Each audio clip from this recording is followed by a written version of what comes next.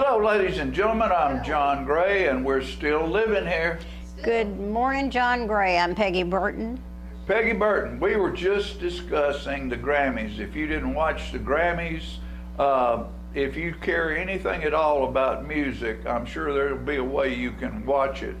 Well, hopefully, either on the internet because or I haven't something. seen it yet. It's absolutely probably one of the best shows I've ever seen. Great. There is so much talent out there, and it was done very classy, and not a bunch of stumping about I want this and I want that, except for one girl, and she won. Chapel Rose.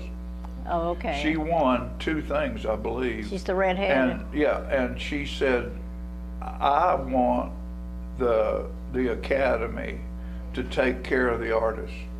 Well, I think that's nice. She said, not the famous artists, the ones like all of us who were up for New Artist of the Year. None of us got here overnight. Right. We waited tables. We did anything we could to be found, to be heard, to be seen, with no help from the Academy, no health care, no job security. And, you know, with all the money that comes into this organization, there needs to be something done to protect the young artists who are trying to get on this stage. On the stage, right. And which I thought was very timely. It probably was. The new president talked about how they have gone through change. He said, we've listened. I think 40 or 45% of the 13,000 voters are women. They have paid a lot of attention to diversity.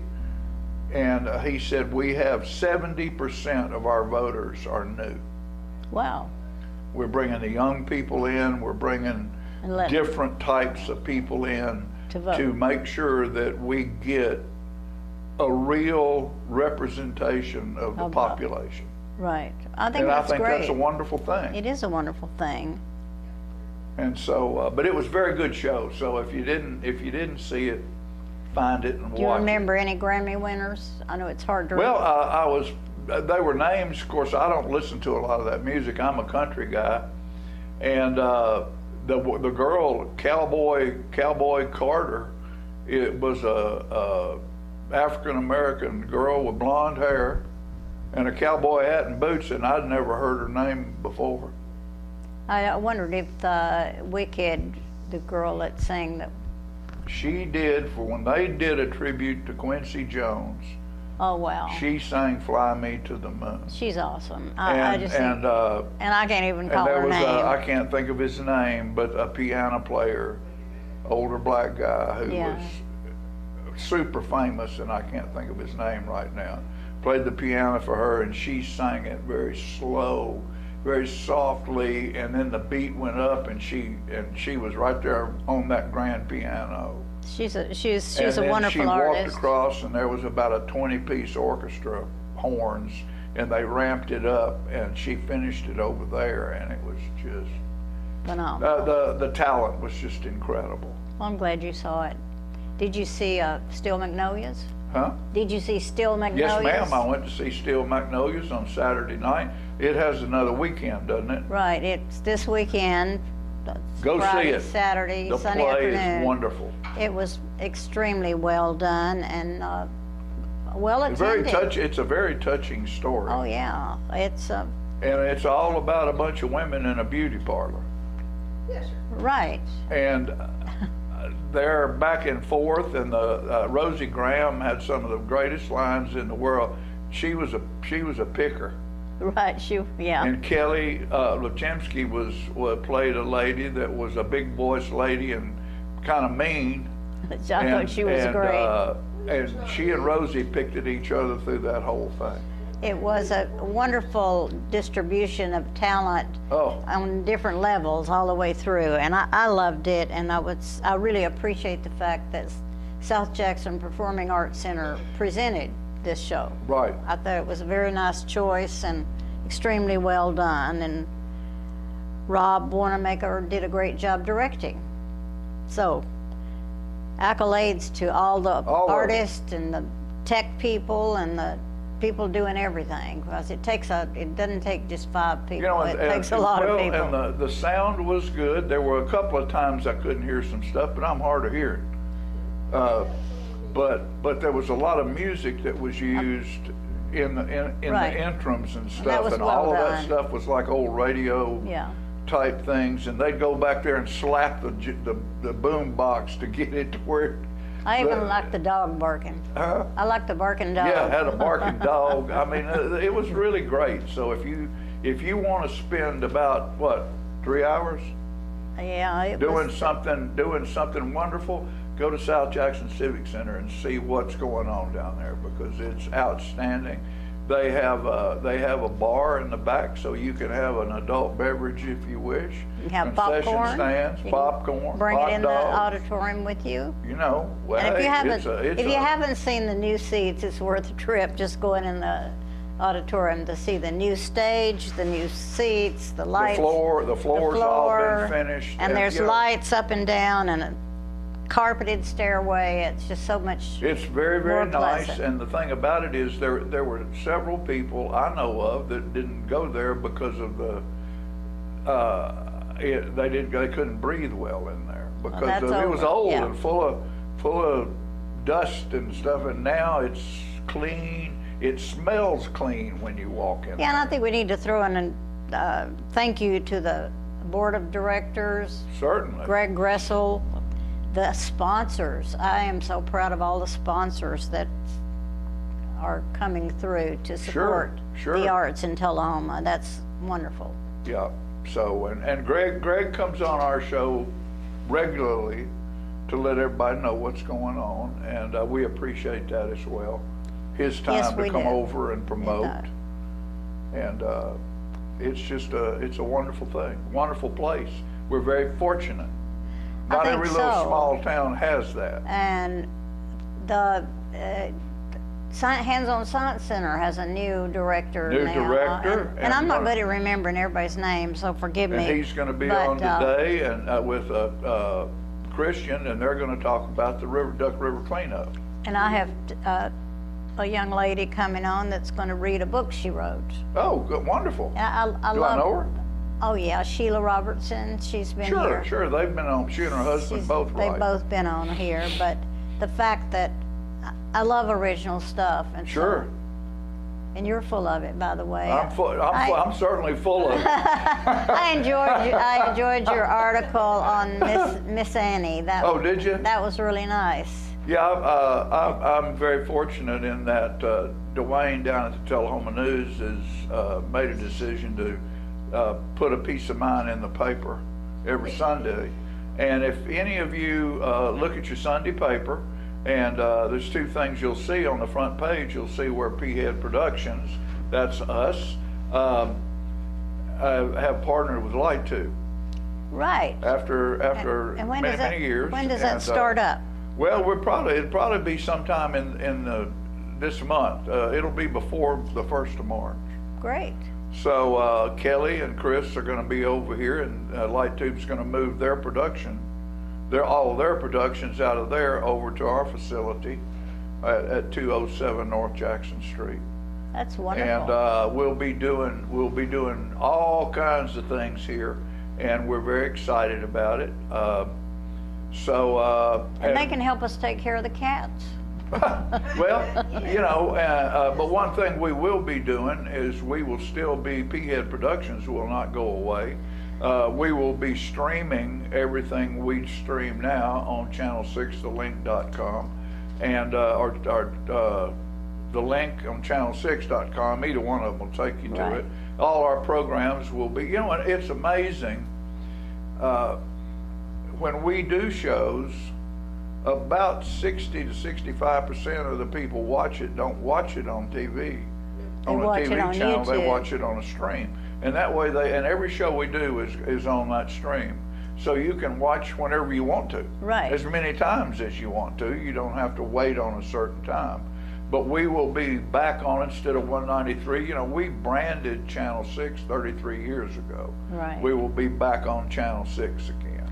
I like that. It's hard to remember 193. Yeah.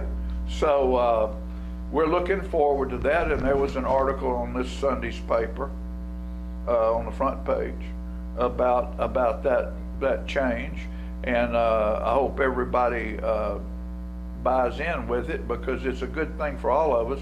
What we'll do is we'll have our input to local things and Light Tube's input that they do, and Kelly and Chris are wonderful about going out and videoing stuff. Right. And it's going to be one channel that has all of their efforts and all of our efforts on that one channel. So Under you'll be one able- roof. Yeah, under one roof. That's great. So we're very, very excited. And both of them, Chris is a very special young man. He's very smart, knows what he's doing. And Kelly Lipchinsky is probably one of the best journalists we've ever had in this town. Yes, she is very She good. is a brilliant lady, and I respect her very, very much, and I look forward to working with her.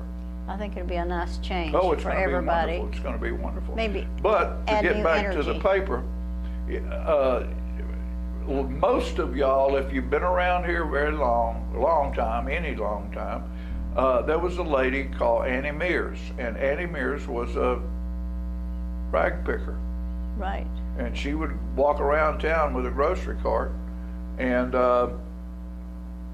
she would get cans and get whatever, and she spent a lot of time downtown, because she lived over by the old Ducks roller rink down there, in a little house down there. And I was watching her one day, and she's going through town, and I noticed that she was very straight, very erect. Yes, she held herself high. She held herself up, and I thought, and when I looked beyond what was there, I thought, if that woman would have had another circumstance, she had a look of royalty about her. She really did. And I wrote a piece called Annie is Noble, which I think she was a very noble lady. And I'm very proud of it. It was in this Sunday's Tullahoma News. So go buy one and take a look at it, and because it tells a story. And do we know when she died, or did she die? No, Annie's probably been dead about 10 years. 'Cause when I had first moved here, I sat down on a park bench and talked to her. Yeah. And she was very bright. Oh yeah. It was amazing. Tall, stately looking Tall and lady. stately. But she was, by circumstance, she lived the life Yes, she lived. and many but she people lived that are- it in a very, very Yeah. noble way. Many people that are homeless or, just struggling to get by, and their circumstances have been different. Sure. And, we've been lucky. We're still We've been very lucky. standing. I think about what, if you think about what you have, gratitude is knowing that what you have is enough. Exactly. Because there's somebody, I don't care what you have or don't have, there's somebody in worse shape than you are. You're right. So- Absolutely. So, hey. So what you got? I got my book of Loku, my new book of Loku. It is the 3rd edition with a foreword by Maggie Britton Vaughn, the Tennessee State Poet Laureate. I'm gonna read a couple of things out of it. Just pick the page. This is number 81. There's 366, one for every day of the year in this book. Where are your socks? That's a strange looking hat. I can't believe you said that. You did what? Are you crazy? No, but it keeps them guessing because I'm irregular. Storms come, storms go, on the ground or in your mind, no matter the damage left behind. Put your fingerprint on another day and hope it doesn't smudge. Yeah. Hate noise spewed by the boys, don't like how you feel, forcing the deal. When it's all you can stand, working the plan, and face and the face in the mirror doesn't, it looks strange, change. Change. Let's see, I think there's a couple over here. Oh yeah, this is a good one. This is another one after looking in the mirror. Silver hair on head, chest, and back, firm pectorals transformed into breast. Holy scopes, what has happened to me? I look like an old ape. Oh gosh. And battered, beaten, bruised, broken, scraped, scratched, scarred, stretched, torn, both physically and emotionally, until you wake, wrapped in the miracle of new skin. Wow. And this is for our people in Nashville and Washington. Forever to the left, forever to the right, no one in the middle except us. Politicians forever defecatingly full of bull. So, with that, I guess that's things, on either side, right? That's on either side. Either side. Hey, Yeah. the truth is in the middle, folks. Always remember that. When they get out here and when they get out here, they're lying to you. The truth's in the middle, and that's where we need to live, in the middle. And we need to remember not to hate someone who disagrees with you. Just let them disagree. That's the world. That's the country we fought and died for. That's right. To be able to disagree with each other. And be so who don't you- hate somebody be who because you they are. don't Be- have the same yeah. opinion you do. It's- They've got just as much right to their opinion as you do to yours. We'll be back after these messages.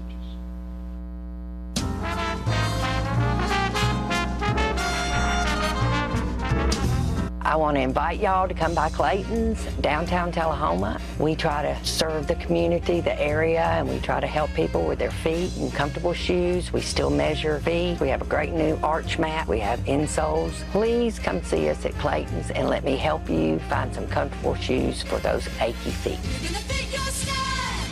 We're gonna make you smile. Service and quality at Clayton Shoe Store. We're gonna fit your style. My husband was diagnosed with a spinal infection. He lost his ability to swallow and the movement of his legs. I couldn't turn over in bed, I couldn't walk, I couldn't eat. They were just wonderful in the treatment and care they gave my husband. I regained my mobility where I was able to go home. It is miraculous. Let us champion your recovery. Life Care Center of Tullahoma. STEM is everywhere. Like here, behind the scenes of The Walking Dead. When we break down clothes, we tumble it with trisodium phosphate, rock salt, and dish detergent. We stitched together images of our model and created a 3D set that can be walked through in a VR headset. We're able to turn 12 walkers into 1,000 walker boards. STEM can create new worlds on and off the screen. What will you make with STEM? Get inspired at shecanstem.com. Serving you as a local firefighter. Proudly served our country in the United States Air Force. Serving Tullahoma. Helping our kids. Hi, I'm Terry Stroop. Your comfort is our service. We'd like to thank Tullahoma for the privilege of serving your heating and cooling needs.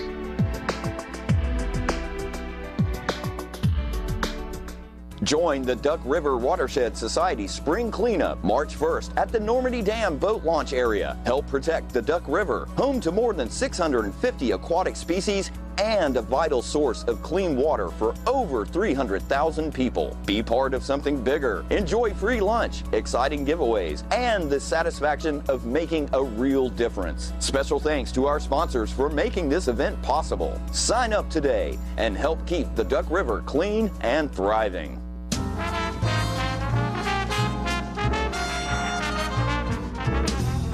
All right, ladies and gentlemen, we're back, and I'm excited about this because this is about the third or fourth time we've done this.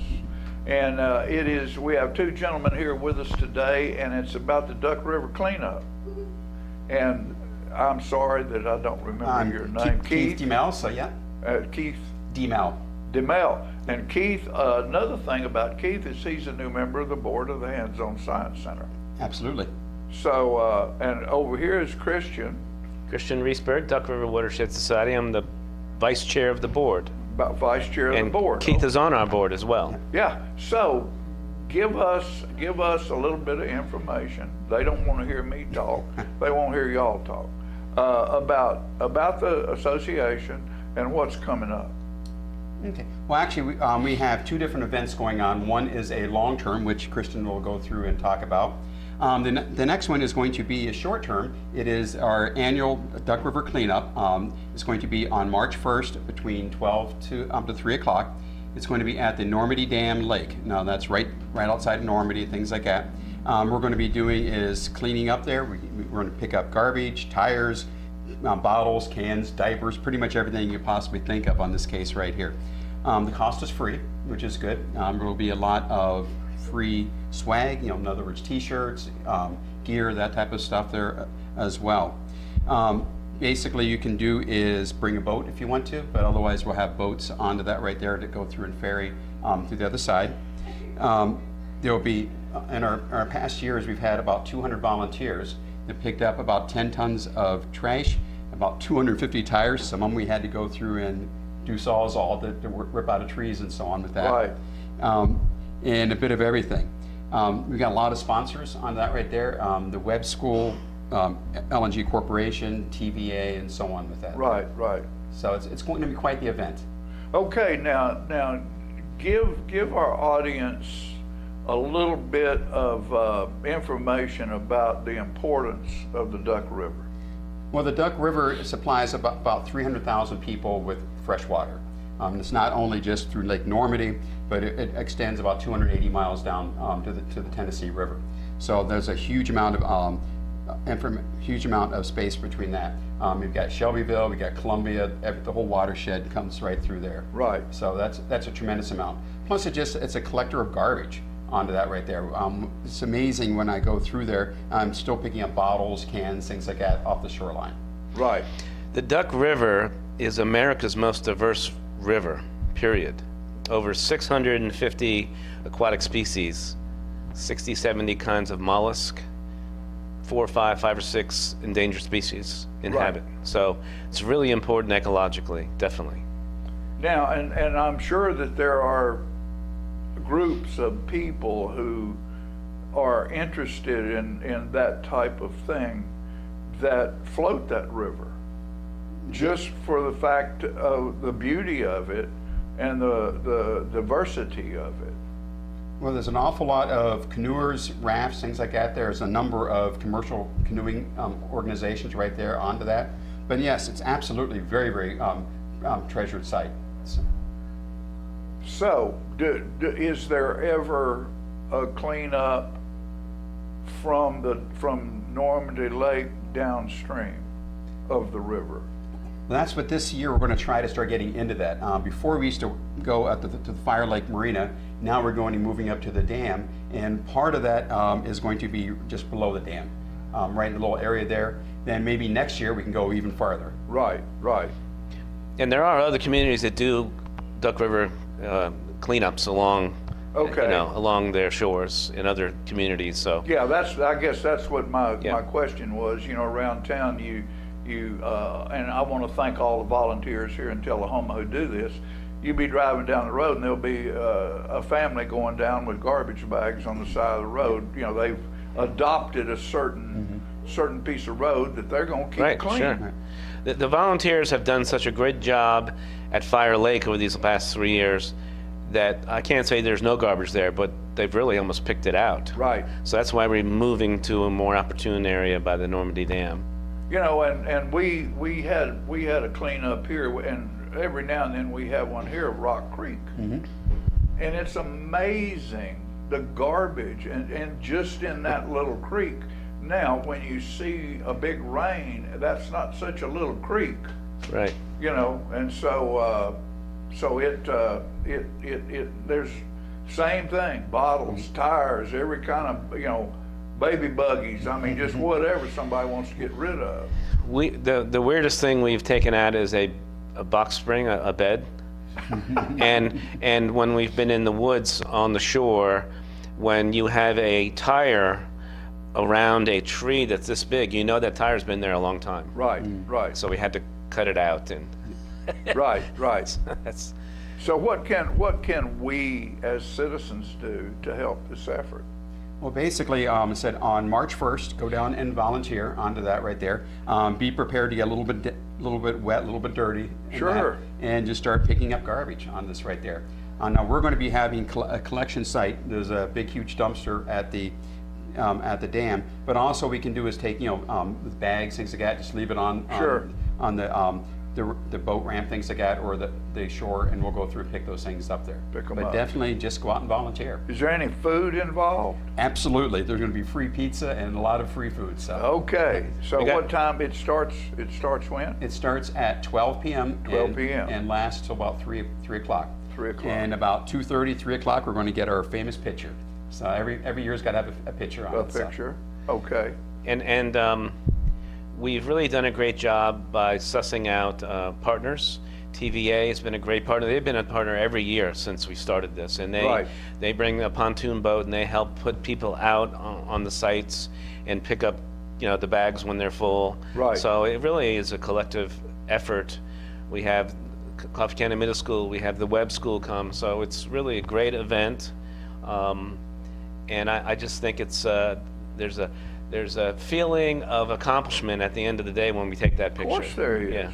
I mean, I know I helped the first time they did Rock Creek, and all of it was right there at the Rocket Playground. Mm-hmm. Oh yeah. Right over there is where everybody was bringing their stuff. It was just amazing how much trash was picked up on Rock Creek. Yeah. So I can imagine on a lake and a river like that sees all kinds of boaters and fishers and whatever goes on. Right. So you said you had an upcoming new thing that you're going to talk about as well. Well, besides the Duck River Clean, we actually are a part of just received a $20 million grant, which I think Christian could talk about. 20 million. We were fortunate to be approached last summer by an environmental engineering firm here that had some experience in this RCPP, which is Regional Conservation Partnership Program out of the USDA. And he had some experience there, and we became the lead partner and applied for this grant. This is the largest amount ever awarded, $1.5 billion. We had 400 applicants, about 400 applicants throughout the United States. Mostly nonprofits and local agencies were the lead partners like we are. And we applied for this and we couldn't believe we got it. We got a $20 million grant that we will be administrating that will work with farmers and landowners to rehabilitate their land due to farming practices that maybe they've let their cows go in the water and maybe the embankments eroded away. So we will focus on cleaning up the stream, focus on the shoreline, local plantings. If those farmers need another water source to keep them out of the water, we will drill them a well if possible. So this is going to be really cool. We are now working with the agreement with USDA to develop that, and then probably April or May we'll be taking applications. And this is at no cost at all to farmers. So this will be more on the river than on the lake. And tributaries, yes. And tributaries. And tributaries. Yeah. Yep. Well, that's outstanding. We are still pinching ourselves. Still pinching yourself. Yeah, because huh? we didn't think we'd have a chance to get it, and we So this will be something. Now this probably will not take. Will this take volunteers as well to put this into motion? Yes, we have 3 organizations that are our in-kind donation team, and that'll be the Nature Conservancy, Department of Agriculture, and Tennessee Environmental Council, and they will help us identify people that need, landowners that need this kind of work on their on their property, and then we will have an application process. And if people are approved, the engineering company will engineer the fix, and then they'll do the fix. It's 5 years. And all I can think of right now is some of these old westerns. I like old westerns. And, you see a herd of cattle crossing a river. Right. And I would imagine if they're not going to cross the river, if they're on their own land, that riverbank and riverside close to that cattle herd is probably gets deteriorated pretty bad. And the cattle are not housebroken. The cattle are not housebroken. So, and there's no shock fence you can put up to keep them out. So they of leave that. things behind, and that's not all great for the water. Right. Yeah. So, well, that's just fantastic. Yeah, we are so unbelievably proud of what we're going to try to accomplish with these landowners and farmers. So it's going to be really cool. Well, what I want you two guys to do is to make sure that as this progresses, that you come back and I love when y'all come in here because this is something really different from what we usually deal with on a local level, and to have that type of money available to work on this river that is as important as it is because of what's in it. Right. I just think this is fantastic, and I certainly hope that y'all will come back and keep us informed and updated on what's going on. I would be honored to do that. Because this is very important. Oh, we think we'll be able to rehab 15, 17 miles of river. That's a lot. Well, and the thing about it is, the land never stops. I wrote a piece. I'm a writer during COVID about the shelves are empty, and what are the farmers doing? Well, they work from 5 to 9, not 9 to 5. Right. And the land never stops. No matter what the economy's doing, the land has to be cared for. It's like a child. You wake up every morning, it needs something. Right. Right. And I think this is wonderful that there's government money that's going to come in and help these farmers, because most farmers have a pretty tough time being farmers. They, the 25-acre farm or the 100-acre farm just doesn't hardly exist anymore, and it's a big job. Yes. And they're teaching school or they're working somewhere else at the same time. And there's a lot of moving parts. Yes, there is. And this is not going to cost any money to the farmers, things like that there, so it's going to be totally Imagine free how to go happy through this, they so. are. Yeah, because usually these kinds of programs are remediation.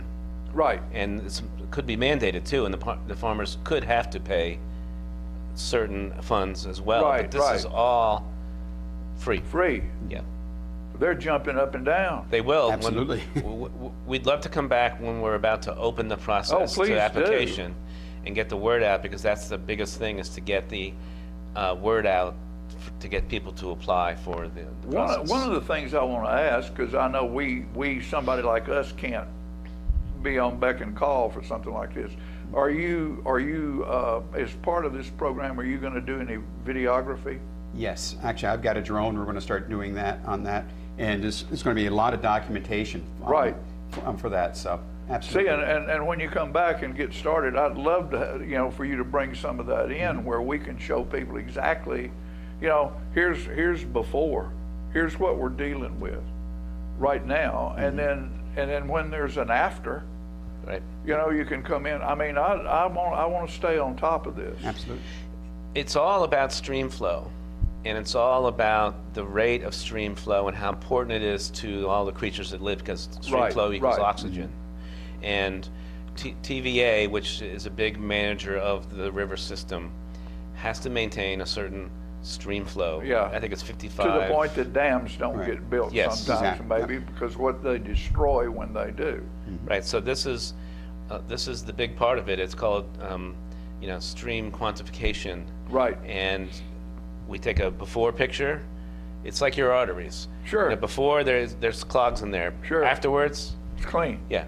Yeah. So clean. So we have to do a final report for each of those projects. Okay. Well, so that's great. Yeah. That's great. Now, want y'all to remember, I'm going to expect a phone call or a text or something. But right now, let's get back, we're about out of time. Let's get back to the date and about the cleanup. Okay, it's actually on March 1st, that's a Saturday, between 12 o'clock and 3 o'clock onto that. And that's going to be at the Normandy Dam Reservoir, that's right outside of Normandy. So they'll report to the dam? Correct. And then I'll be there on that right there. We'll go through and start assigning people into probably 8 different groups and so on. We've got different sections already planned out for that right there, so they'll go through and do that. So. And there will be food. And there will be food. Yes. And t-shirts. Food and t-shirts. Thank you, my friend Christian. It's a pleasure to have met you, and hope to see both of you again. And new member of the board of the Hands-On Science Center. Actually, the chairman of the board for the Hands-On Science Center. So you'll absolutely be sitting with me and Austin there. So. And Austin is? He's our new executive director on that right there. Austin Cisco. Cisco, And so he's our new executive director. He's the person you're going to be seeing all the time. We're rebuilding the whole place right there, so come on down. Yeah, sounds good. All right, folks, that's information. That's what we bring you. We'll be right back after these messages.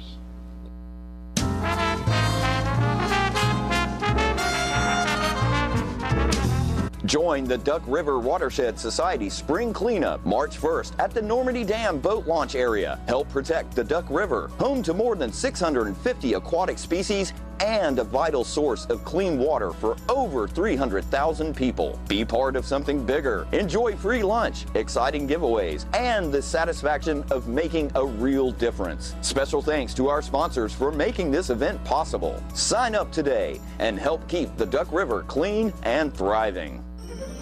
Hi, my name is Ringo, here at Barkview Senior Living. They're human-friendly. That's why I love it here, and so does my senior human. When they want a bite, they get chef-prepared meals, and so do I. Movies in the theater, day trips, walks on the trail, and other senior humans to play with. The grass and the grounds are exquisite. It's everything my human needs to be healthy and active.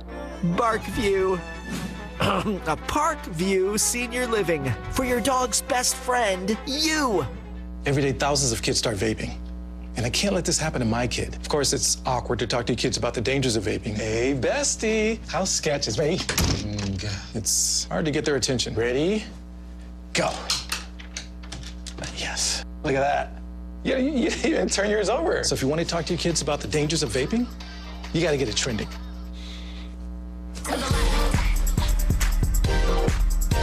No, you're doing it wrong.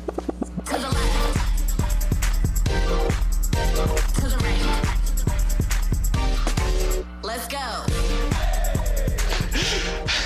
Can we talk? Yeah, what's up?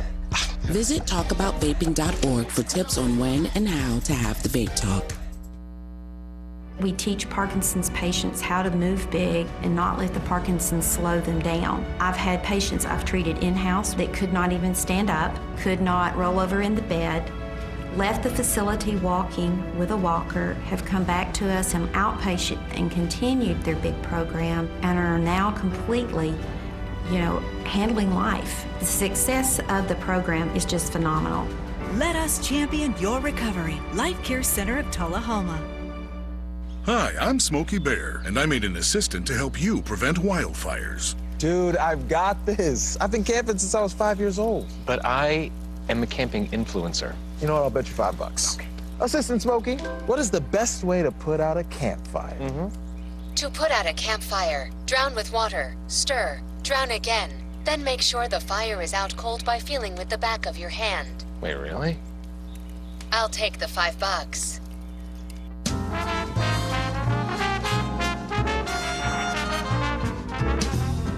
Welcome back. I have with me today one of my most favorite people in the world, this literary person that writes books all over the place, Sheila Robertson. How are you, Sheila? I'm fine. How are you doing? I'm so glad you agreed to come today. Well, thank you for I know asking. you got your stuff packed and you're traveling all the time. Yes, I'm on my way to put some books out in a store. And you have, we're going to read a book today, by the way, and your children, most of your books are children's books? Probably 75% of them. 75%, and is the one we're going to read today a brand new one, or? It is. It came out in October this year. It's called Wolf's New Toy. I love it. And it's the Fairhaven Forest series. It's number 7 in that series. Number 7. Mm-hmm. And Wolf is a dog? He is our Siberian Husky. And he is the person starring in some of these. Yes, he is the star. Is that where you get your inspiration? Yes, all my stories about Fuzz and Spats and Wolf are, all of them are based on true stories that I've elaborated and turned into a children's story. That's so cool. I just absolutely love it. And I don't know how much time we have, so let's start with reading the book. And Okay.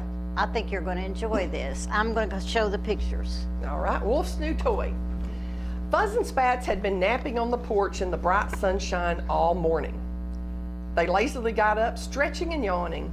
Now that they shared their beautiful Fairhaven home with the feisty puppy, they never knew if they would get in a full nap without being awakened. Wolf had a way of sneaking up on them that kept the princess of Fairhaven on their toes, but this morning had been different. They had neither seen nor heard Wolf. "Where do you suppose Wolf is today?" Fuzz asked a still sleepy Spats. "I don't know. At least he let us sleep without running up and barking at us." "Yeah, let's go look for him. When he gets quiet like this, he's usually up to something, and that makes me nervous," Fuzz said. They walked all the way down to the porch and around the corner to the side porch, and there was Wolf. He was flopped out on the side porch taking a nap, but he had his right paw on top of something round and flat. It was about the size of Wolf's head, but was darker. "What in the world does he have under his paw?" Spats asked. They couldn't see it very well with his furry paw covering most of it, so Fuzz tried to slide Wolf's paw off the dark round thing. All that did was wake up the young puppy. "Hey, are you trying to take my toy?" Wolf asked, obviously upset. Fuzz and Spats were glad he was finally old enough to talk. "No," answered Spats, "we just wanted to see what you have under your paw. Did you say it was your toy?" "Yeah, I found it in the yard this morning, but when I found it, it had a head and 4 legs. They must have fallen off. They were on there when I picked it up, but when I got to the porch and laid it down, they were gone." "Well, tell us where you found it in the yard and we'll go look for the head and 4 legs," Spats offered, always trying to be helpful. Wolf directed the 2 kittens to the swing. It was where their human pets came to sit in the evening. Sometimes Fuzz and Spats would climb into the swing with them. That was always fun. "Right here?" asked Fuzz when they were in front of the swing. "Yeah, that's where it was when I picked it up," Wolf answered. The 2 kittens looked all around the swing, but they didn't see any sign of a head or 4 legs. They walked back up to the porch steps, retracing Wolf's path with the new toy. "I don't know what happened to the head and 4 legs," Fuzz said, "but they're not in the yard." "I can play with it anyway. Would you watch my new toy while I go get a drink of water?" Wolf asked. "Sure, we'll watch it," said Spats. Wolf was gone for several minutes, so Fuzz and Spats sat down and looked out toward the yard. They would go for a run through the trees when Wolf got back. Why do we have to watch his new toy?" Spats asked. "If it doesn't have a head or 4 legs, it's not going to go very far." While they were sat staring into the yard, Wolf's new toy started moving. 4 little legs and a small head peeked out of the round flat thing.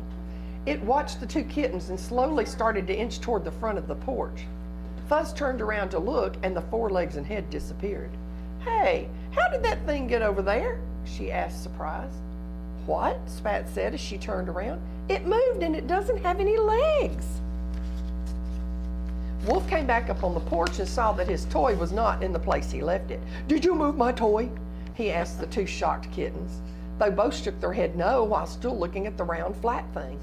"Well, if you didn't move it, then how did it get over there?" he asked, obviously upset. They both shrugged, you're on the wrong picture. They both shrugged their shoulders, still not taking their eyes off Wolf's new toy. Don't turn it this time. Don't turn it. You skipped one. That's fine. Wolf went over to the toy and started sniffing it, like dogs always do. A small little head popped out of the round flat thing and said, "Please don't eat me, Mr. Dog." Wolf jumped back in surprise. He looked at his 2 kitten sisters and said, "Which one of you said that?" Fuzz and Spats were still staring at the round flat thing. They had seen the little head pop out, but they still didn't believe it. Wolf couldn't understand why the 2 kittens were just staring at his new toy. He thought, and then it occurred to him, they want my new toy. Wolf said, "You can't have my new toy. It's mine. I found it." He grabbed the toy in his mouth and ran to his doghouse. Fuzz and Spats ran after him. "No, Wolf, it's not a toy. It's alive," they shouted. They chased the little puppy to his doghouse, but he still thought they just wanted it for themselves. "Wolf," Spats says, "it has a little head that came out and said that. It wasn't us talking. Just ask it and you'll see." Wolf looked at his new toy. He liked it. It was more fun than the toys their human pets bought for them. He didn't want it to be alive. Although he felt a little silly, he thought he might need to do what Spats said. "Hey, toy, are you alive?" he asked. The little head barely peeked out and said, "Yes." Wolf jumped up so fast that he hit his head on the top of his doghouse. He started barking because the round flat thing had spoken, and that scared him. "Wolf, calm down," Fuzz said. "It's nothing to get excited about. Now bring the toy out here in the grass and let's see if we can find out what it is." Wolf was too shook up to argue, so he picked up the round flat thing and brought it out of his doghouse. "Hey, Mr. Round Flat Thing, we won't hurt you. Please come out and tell us what you are," Spats spoke to Wolf's toy. The round flat thing just sat there. Then slowly a little head peered out and looked up at them with big scared eyes. "Don't be scared," Fuzz assured it. "We won't hurt you. What are you?" The round flat thing said, "A turtle," and jerked his head back into his shell. "A turtle? What's a turtle?" Wolf asked. The turtle slowly stuck his head back out. "A turtle is, me," he said as he jerked his head back in again. "Look, Turtle, we're not getting anywhere like this. If you keep jerking your head back in, we'll never know anything about you," Fuzz answered, starting to get frustrated. The turtle stuck his head back out again. "Okay, I'm just scared that big mean dog will eat me." "Wolf? A big mean dog?" Fuzz and Spats started laughing. "He's a lovable little feisty puppy. He won't hardly eat his dog food, much less you," they continued laughing. "No, Mr. Turtle, I won't eat you. But what happened to your legs?" Wolf said. "Oh, they're in here with me. See? I have a tail too." With that, he stuck all 4 legs and his tiny tail out and walked around in front of them. "My name is Clarence Turtle, and I got lost on the way to the big pond. I heard it was a great place to live, so I decided to move there from the mud puddle in the driveway." "We know where the big pond is," Fuzz said. "Yeah, I like to go swimming in it," Wolf added. "It's not very far. Climb on Wolf's back and we'll take you there," Spats offered without asking Wolf. He looked a little upset as the turtle climbed onto his back. Wolf wasn't sure how he felt about losing his new toy and having to give a turtle a ride all in the same day. Soon the 2 little kittens, the little puppy and the lost turtle, all trotted off towards the pond. Clarence was very happy to find that the pond was all that he had hoped for. "Thanks for the ride, nice doggy," he said as he wandered off through the tall grass to explore his new home. Fuzz and Spats started back towards the big house in the woods with the sad little puppy tagging along behind them. "Now I've got to find myself a new toy," Wolf muttered as he walked along. "But you helped Clarence the turtle find his way to his new home." "You helped someone, so that should make you feel good. Don't worry, Wolf. I'm sure you can find something else to play with," Fuzz said as she tossed a pine cone toward the puppy. The pine cone hit the startled little puppy right on the top of the head and bounced off. Fuzz and Spats ran off laughing. "That's right," he thought. "I can always find a new toy." Wolf was suddenly feeling better. He ran off after them, ready for a new adventure. Oh, I love it. How sweet. And there are questions at the end that help a parent or a teacher teach the lesson of the story, which is selfishness. So that's beautiful. Well, thank you. And I love the fact that your animal leads you to a story in a book. Yes. That is wonderful. And what age child do you think that's geared toward? Well, you could read it to a child of any age. Well, those 3 and 4-year-olds are kind of rough. I've gone to preschools before, and they're hard to sit still long enough for that long of a story. Yeah, right. But kindergarten through 2nd grade, I do school programs. I think that's fabulous. Yeah, so even older little girls, 4th and 5th grade, still like the stories. So if somebody would like to have you come to their school, oh, I would love to. Go online and find you and send you a message. Yes, the website's on there, or you can call my number, And we'll talk And it you out. have all kind of books for sale, I think. And this is a new one too that came out last February. What is that? This is called Portly Pig. Wait, I turned it. There we go. Portly Pig and the Great Candy Store Caper. Oh, cute. I wrote this one about 20 years ago and never did anything with it. Never did anything with it. Finally put it together. Finally put it together, and it's a courageous little pig that saves the day. It's not the Fairhaven series. And a little tiny book. A little tiny book. My Ride. It's called My Ride. And this one came out in October as well. Wow. And this book, this one's got a sharp little sports car on it, and this one's got a cute little car on it. These books are meant to stay in your glove compartment. Oh. And they are a maintenance log for your car. How fabulous. And it's actually intended to stay with your car when you sell it, if you sell it privately, or even if you trade it in, because the next owner can see how good you took care of your car. Right. And That's it's a clever not idea. just oil changes or anything. It's like when you got your last set of tires, how often do you start on a trip and think, oh my gosh, do I how have old are good those tires? Yeah. Right. So it that- would be nice to know. Yes, and actually can put company names on the bottom. Did your husband have anything to do with this book? Yes, he did. He was my technical advisor. Right, You know, good. what I put in it. Right. So I've got several dealerships looking at having these with their name on them as That's advertisement to wonderful. give away with each new car That purchase. is very clever. I'm excited What? about that. When did you start writing these stories?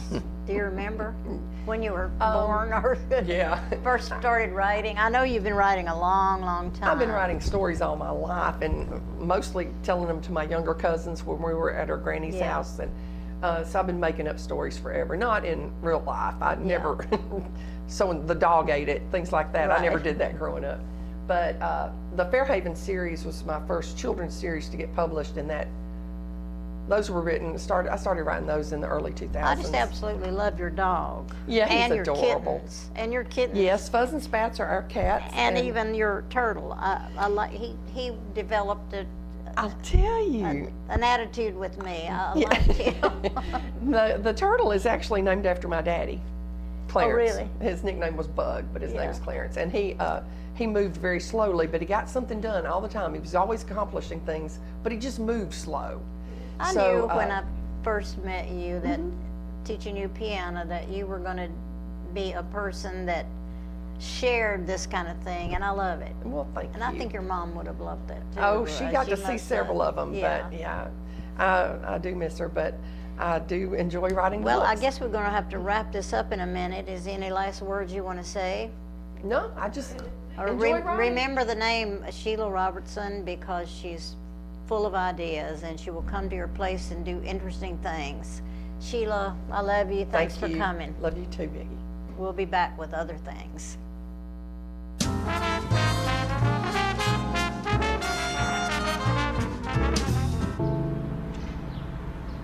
This place, where you grew up, where your memories were made, and where your dreams were born, where your neighbors stop to say hello, and where you're always welcome to stay a while, where your Fridays are spent under the lights, and where Saturdays are made for the water, where you can feel good about a hard day's work and take pride in a job well done, where small business makes a big impact, and home is always a sight for sore eyes. And where the best things in life, well, the best things in life are the little things. Tullahoma Utilities Authority, power in community. Smoking tobacco accounts for 3 of every 10 fire deaths in the United States. Tullahoma Fire Department needs you en route to a structure fire, 202 Main Street. Heavy smoke showing. Neighbors advise child trapped inside. Lighters, matches, and associated smoking paraphernalia are the leading cause of preschooler fire deaths.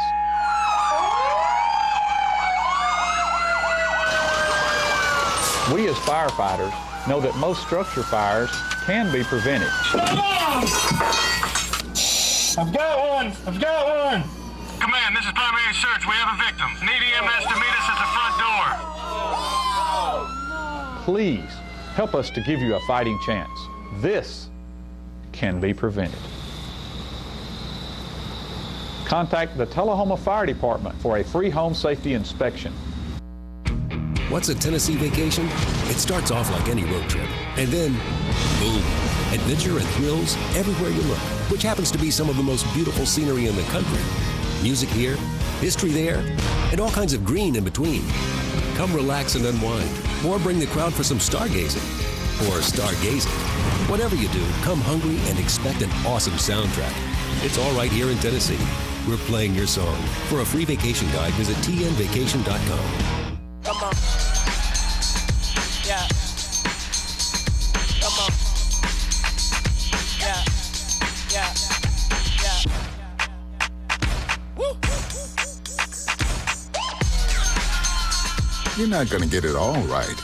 Just make sure you nail the big stuff, like making sure your kids are in the right seat for their age and size.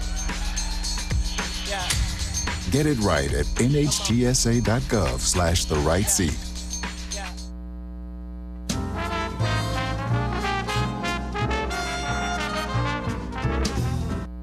All right, ladies and gentlemen, last week the Hall of Fame, Tullahoma Sports Hall of Fame banquet was held, and Chris Barstead, our partner in crime over here now, was there to shoot the video on that, and we're going to bring you a couple of pieces of that. We're going to bring the opening right now, and then there'll be another piece after that that I'll come back and talk about before it plays. But this is the Tullahoma Sports Hall of Fame banquet this year. Once again, welcome to the 2025 Tullahoma Sports Council Hall of Fame induction ceremony and banquet. After being inducted myself last year, let me tell you, I have a whole new appreciation for how these inductees feel tonight. This is really exciting, very exciting. Thank you all for supporting the Sports Council in its mission. For the record, that mission is to define Tullahoma and the surrounding area as a premier sports and recreation destination, increase the city of Tullahoma's economic development, and improve the quality of life by cultivating annual sporting and recreation events. That is our mission.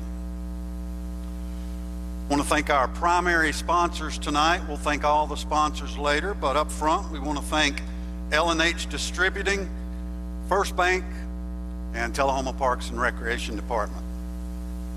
I want to introduce some special guests tonight. Over to my right, we'll call it the politicians' table. And let's see who we've got here. Matthew Byrd, Alderman, and his wife's here. Lane Curley and Evelyn are here. They still think they're politicians and always will, which is good. You always will be to us.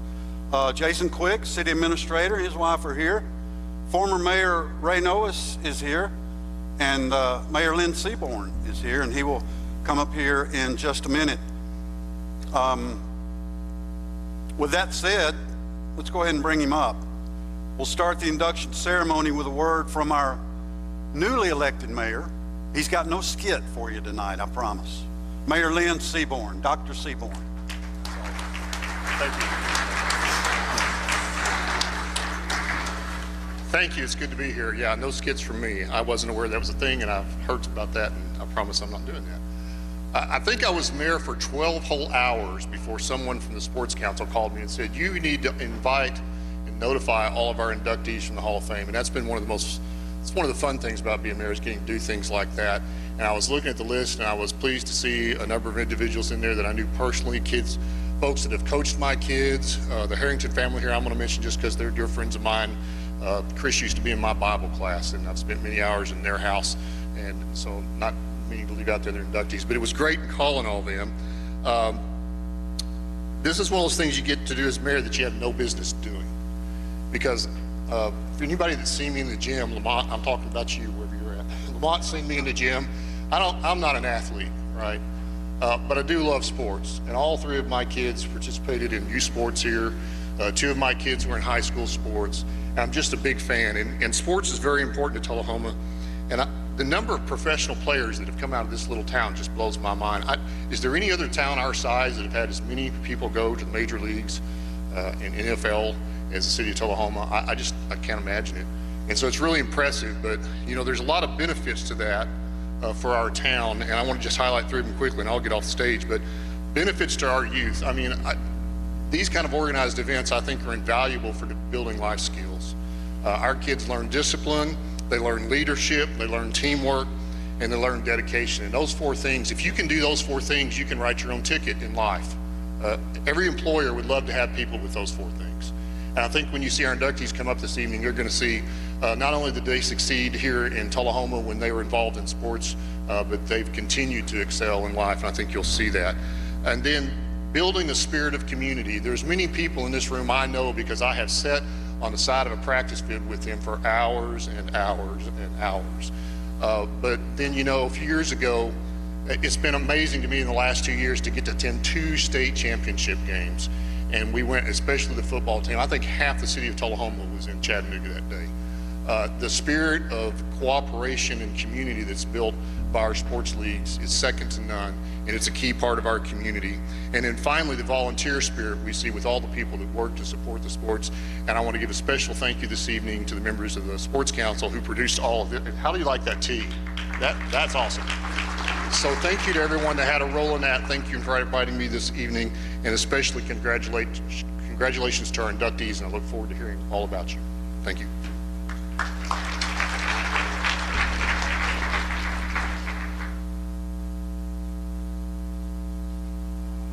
Thank you, Dr. Seaborn. Next, a word from the Tullahoma Parks and Recreation Department, Mr. Lyle Russell.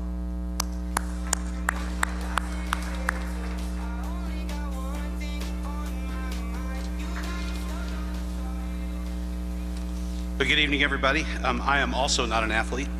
Just going to say that right up front. But I would like to welcome you all on behalf of the Parks and Recreation Department here to the D.W. Wilson Community Center, the home of the James F. and Mary Louise Stewart Tullahoma Sports Hall of Fame. It's my pleasure, of course, to welcome all of the attendees tonight, the inductees that we have for 2025, and all of our honorees. And this is our 6th annual event. I was very fortunate that I was part of the very first one and the subsequent ones thereafter. And one of the comments that I would hear the most, particularly on this night, was when people walk in this room and they go, "Wow, I can't believe this is the gym." Well, for this one night a year, this is what it looks like. And it's a really cool thing that we get to do this. It's an amazing honor to be able to come up here and talk to you all tonight in front of all of these outstanding athletes in the room. So many of you here tonight probably played basketball or some other sport in this room at some time, pick up games on the weekends with your friends and that sort of thing. And probably many of you were kicked out by Joe Moon for a day for horse playing. You laugh because you know it's true. But this room, just like the rest of Tullahoma in general, is very rich in history. And one of those facts that you may not realize is that D.W. Wilson Community Center is going to be 50 years old in 2025. So if you let that sink in for a second, I'm not going to ask for a show of hands of who remembers when it was built, because I don't want you to embarrass yourself with your age at your table. But this building is going to be 50 years old. So then we started thinking about it, and CD Stamps is going to be 25 years old this year. Splash Island is going to be 10 years old this year. And so all of these milestones that Parks and Recreation gets to celebrate, we celebrate along with all of you. And we couldn't do it without the support of the citizens and just everybody here in this room, the folks out there watching at home, all of the athletes, for your support of Tullahoma athletics and fitness initiatives that we've done right out of this building. So great things don't usually happen in a silo. Since its inception, the city of Tullahoma and Tullahoma Parks and Recreation have really enjoyed a fantastic working relationship with the Tullahoma Sports Council. We've worked together on scholarships, events, facilities, and you name it. We have each had a part and parcel in all of those, from travel ball tournaments and girls softball and batting cages all the way up to sponsorships for the Junior MBA program, and then an event like this, the Tullahoma Sports Hall of Fame. So on behalf of Tullahoma Parks and Recreation and my small capacity with the city of Tullahoma, I would like to congratulate all of our 2025 honorees. I look forward to seeing you come across this stage tonight.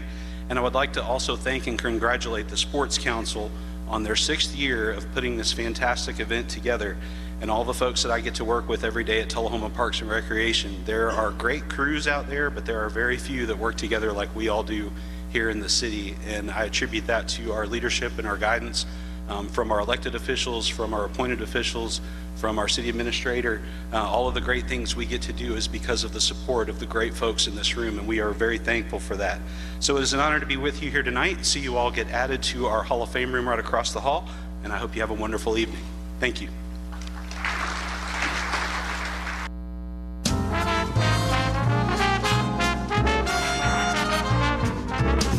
I want to invite y'all to come by Clayton's, downtown Tullahoma. We try to serve the community, the area, and we try to help people with their feet and comfortable shoes. We still measure feet. We have a great new arch mat. We have insoles. Please come see us at Clayton's and let me help you find some comfortable shoes for those achy feet. We're gonna fit your style.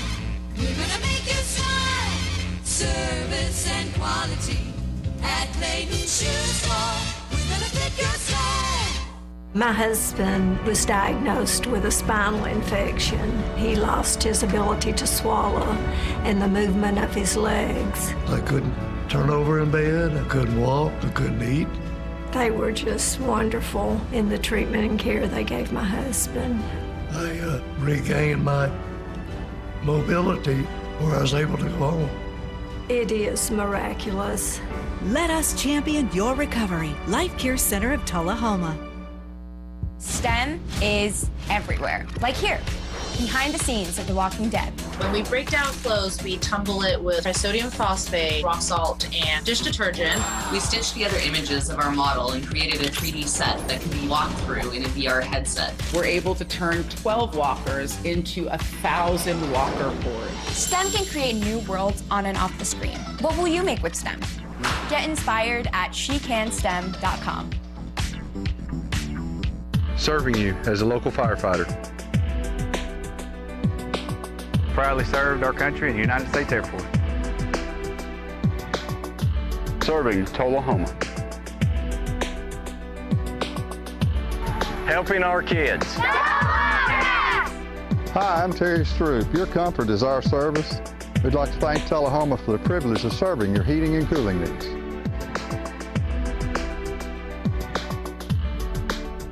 Join the Duck River Watershed Society Spring Cleanup March 1st at the Normandy Dam boat launch area. Help protect the Duck River, home to more than 650 aquatic species and a vital source of clean water for over 300,000 people. Be part of something bigger. Enjoy free lunch, exciting giveaways, and the satisfaction of making a real difference. Special thanks to our sponsors for making this event possible. Sign up today and help keep the Duck River clean and thriving.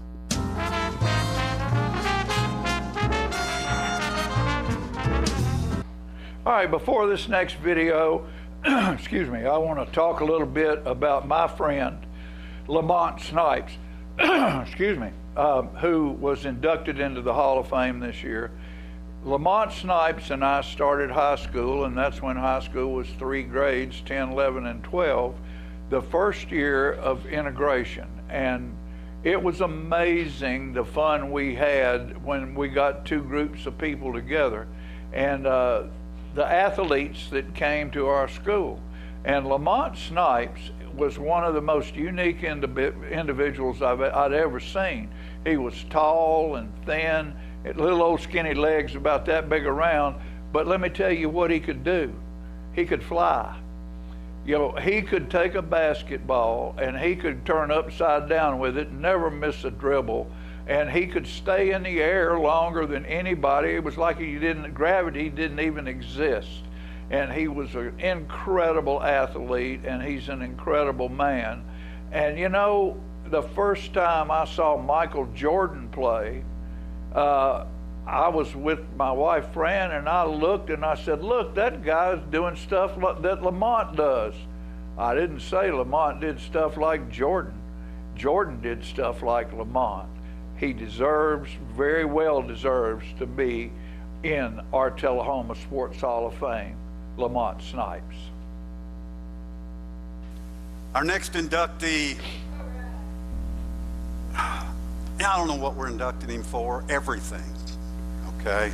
Lamont Snipes has been a Tullahoma sports fixture for 60 years. See, people have been talking about more than 50 for the last week or two for this thing. I got to thinking about it, it's 60. It's 60 years. He was the first African-American to earn the Keller Award at Tullahoma High School in 1967. He played high school basketball for both Davidson Academy and Tullahoma High School. And I think there's only two people that did that, Wayne Shaw Sr. and Lamont Snipes. I believe history shows Lamont as a critical element in the integration of Tullahoma's school system. Lamont was there. He was important. He took over coaching the West Middle School boys basketball team in 1988 and created a dynasty, losing only 7 games in 9 years.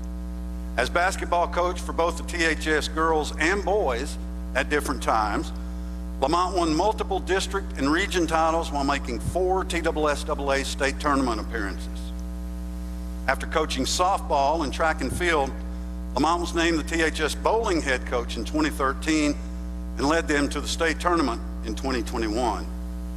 Lamont Snipes is a winner. He always has been. He retired last year. He and his wife, Darlene, live here in Tullahoma. I want to read a letter that the Sports Council received regarding Lamont. Good evening, everyone.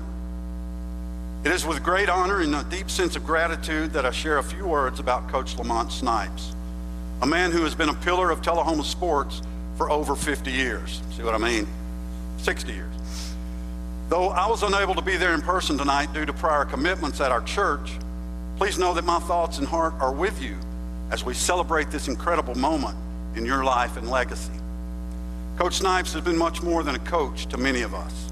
He's been a mentor, a guide, and for many, a second father figure. As the first African American to earn the Keller Award, he set a powerful example of excellence and perseverance for the generations that follow. His leadership extended far beyond the basketball court. He taught us valuable lessons in life that continue to shape us today. When Coach Snipes took over the West Middle School boys team in 1988, I was fortunate enough to be part of those years. And under his guidance, we achieved success not only in sports, but in life.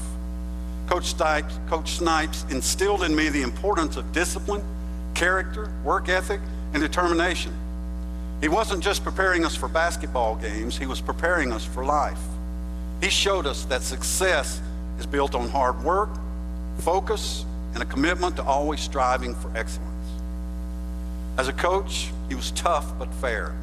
He held us accountable, pushed us to be better, and never allowed us to settle for less than our best.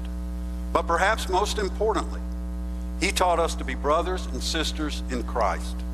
His faith, his example of living out that faith, and his belief in the power of community have been foundational to the person that I am today. Coach Snipes' legacy lives on through me as a teacher and coach in Johnson City, Tennessee.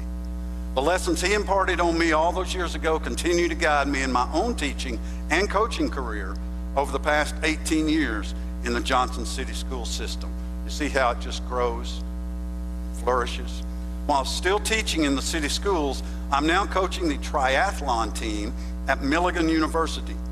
I can say without a doubt that the man I have become, the husband and father that I am, the coach that I am, and the teacher I strive to be are all a reflection of Lamont's influence so many years ago. I'm forever indebted to him for the life lessons he taught me at such a young age, lessons that continue to shape my approach to life and my work with young people. Coach Snipes, I wish I could be there to celebrate with you tonight. He's watching. Please know that I am with you in spirit and watching virtually. I am incredibly proud to be one of the many who were impacted by your guidance. Your legacy is one of excellence, faith, and service, and it will continue to inspire generations to come. For this, I say thank you for being one of the biggest influences in my life. I wouldn't be who I am today if it weren't for you. Congratulations on this well-deserved honor. Thank you for everything you've done for me, for so many others, with deepest gratitude and respect, David Nutter. Many of y'all know David. So I've been doing a little research for a project that I'm doing. And it proved to come in handy in preparation for tonight's event. I found a little tidbit. I believe it was from 1994. Lane, you may be able to remember this because you did the ceremony. Lamont received a life-saving award for performing the Heimlich maneuver on a 10-year-old who was choking on a cheese stick at Alexander's restaurant during the Christmas parade. He said he's performed the life-saving feat 3 times. Once at his house and another time at C.D. Stamps Community Center. This last time, Snipes said simply, he was surprised to have to perform the maneuver again. He learned the technique at AEDC. Quote, in some folks' eyes, I might be a hero. I'm just glad I was able to do something, he said modestly. I was in the right place at the right time. Lamont, that seems to be your special skill. I'm so thankful you didn't have to use it tonight. Ladies and gentlemen, a pillar, I mean a pillar in the Tullahoma sports community and in our community as a whole, Mr. Lamont Snipes.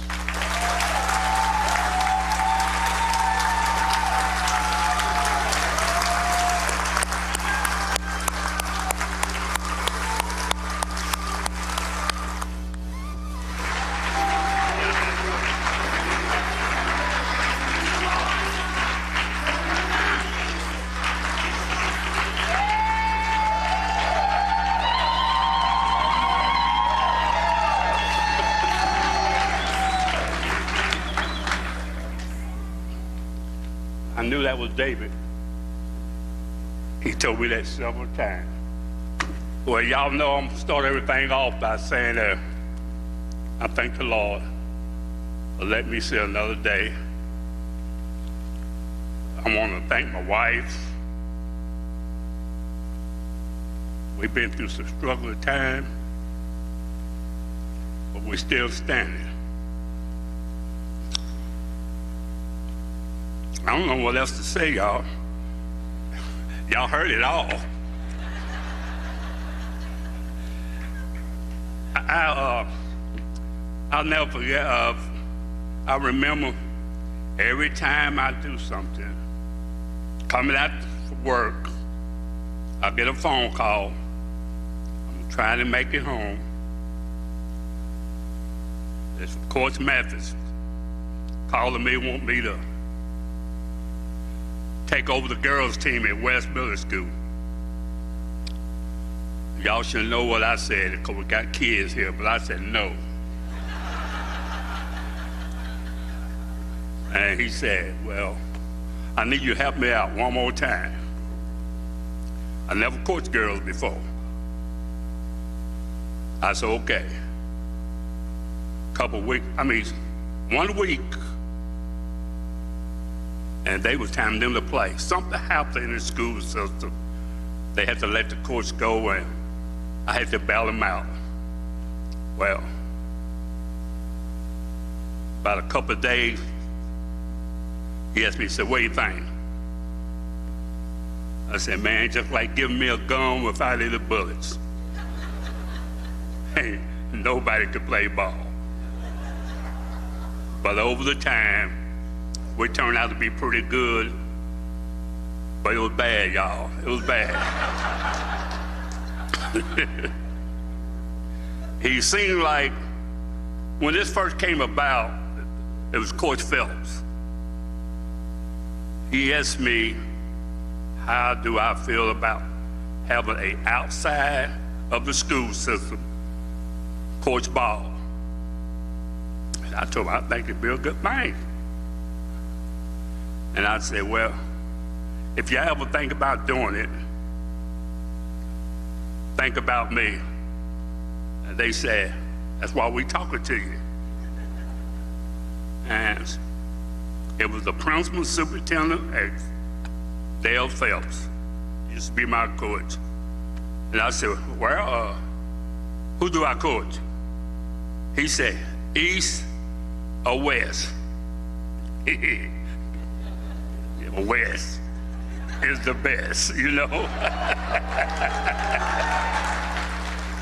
And that's how we got started. Then, over 9 years, I'm gonna try to move up, see if it's all about me or what. So I took the next step up to the high school.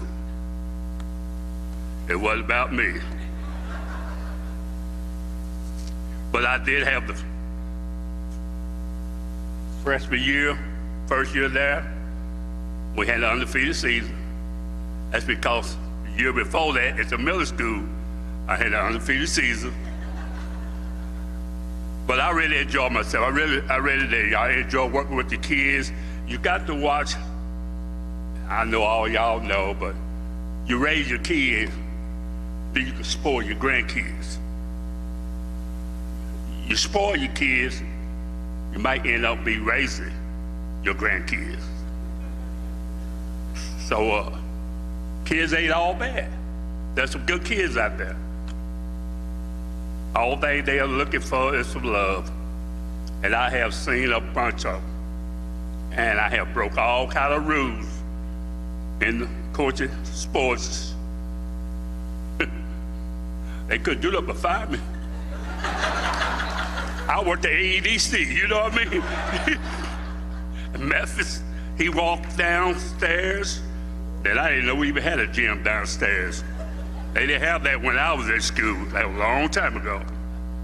And he was peeping around 4:30, while the average person been in school all day should be going home by now, you know, so I was down there cheating a little bit. I wasn't supposed to be coaching ball. 2 days till practice started. But I seen a kid out there, his arms were broke. You know what I mean? The shot was ugly. And I couldn't take it anymore, so I go out there, go and try to show him, you know, try to straighten it up, you know.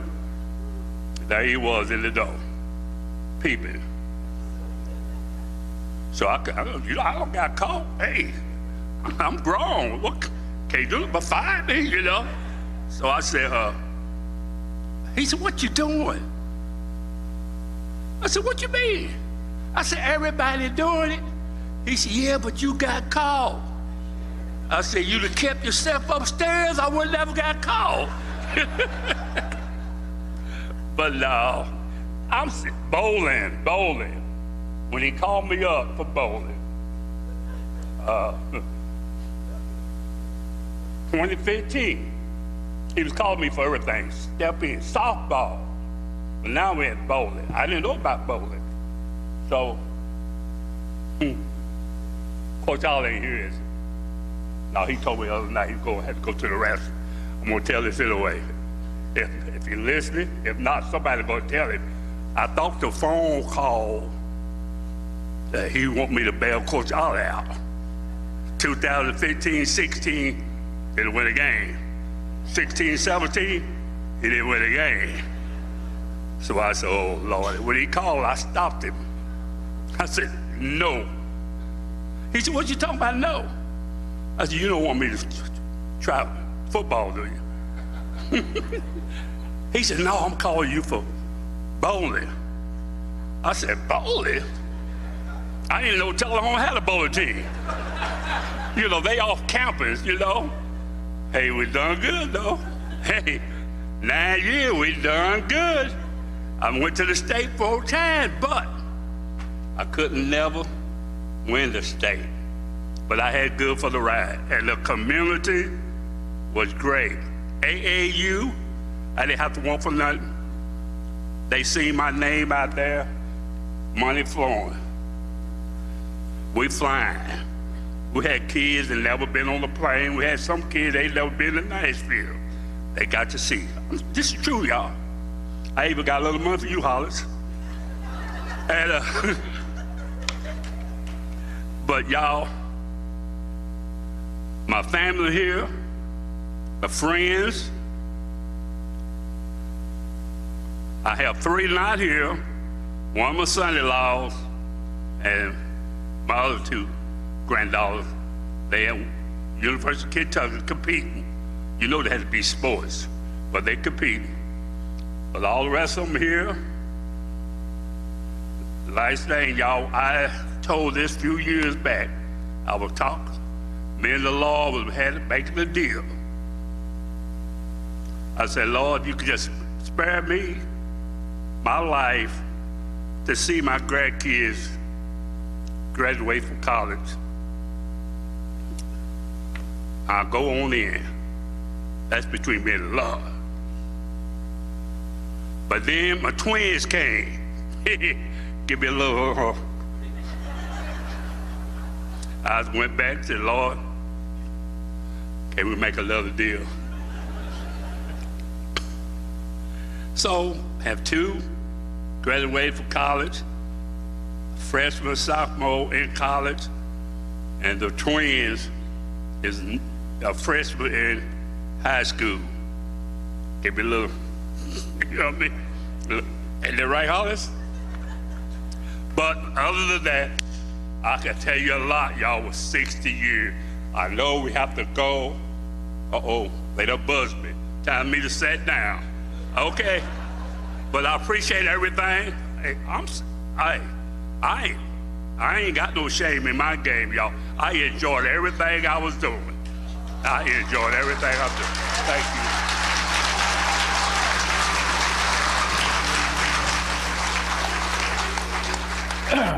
All right, we're back, and that's my buddy, my friend for life, Mr. Lamont Snipes. Oh, he's a good speaker. He's a wonderful, wonderful fella. And, you know, we're proud of all our new inductees to the Sports Hall of Fame. You know, we need to have a Music Hall of Fame. And Peggy Burton would be the first one that got inducted. You're responsible for a whole, no, you know, a lot of the stars that are, you know, Hunter Girl on stage, South Jackson Civic Center because of you. Well, yeah, but anyway, thank you. You know, and Bell Buckle Cafe, Bell Buckle Banquet Hall. Right, we're doing Valentine's dance there, a dinner dance, which is fabulous food and a fabulous evening. And I want to remind people that if you'd like a free dance lesson, Tim Taylor will be there, and he's a wonderful dancer. And what night is that? February 14th. It's Friday night? Friday night. Friday night. Okay, that's it, folks. We'll see you there, and we'll see you right back here next week.